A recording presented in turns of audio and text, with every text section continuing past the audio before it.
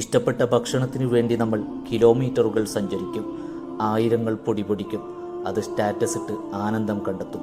ഇതെല്ലാം നിഷേധിക്കപ്പെട്ട് ദിവസങ്ങളോളം പട്ടിണിയിൽ കിടന്ന് എല്ലും തോലുമായി ഒടുവിൽ ഒന്ന് ചുണ്ടനക്കാൻ പോലും ആരോഗ്യമില്ലാതെ മരണത്തിന് കീഴടങ്ങുന്ന ഗസയിലെ കുഞ്ഞുങ്ങളെക്കുറിച്ചോർത്തുപോകും. ഡ്രസ് കോഡുകളില്ലാതെ ആഘോഷമെന്തെന്ന് ചിന്തിക്കുന്ന നമ്മൾ കീറിപ്പറിഞ്ഞ വസ്ത്രങ്ങൾ മാത്രമണിയാൻ വിധിക്കപ്പെട്ട ഗസയിലെ ബാല്യങ്ങളെക്കുറിച്ചോർത്തുപോകും.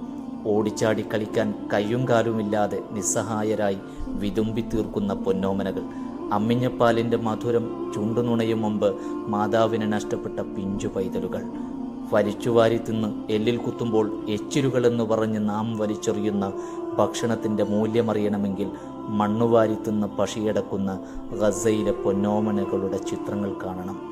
ഗസയിലെ അന്തരീക്ഷം ഭീകരമാണ്. ഭക്ഷണമില്ല, ആശുപത്രികളില്ല, പഠനമുറികളില്ല, വീടുകളില്ല.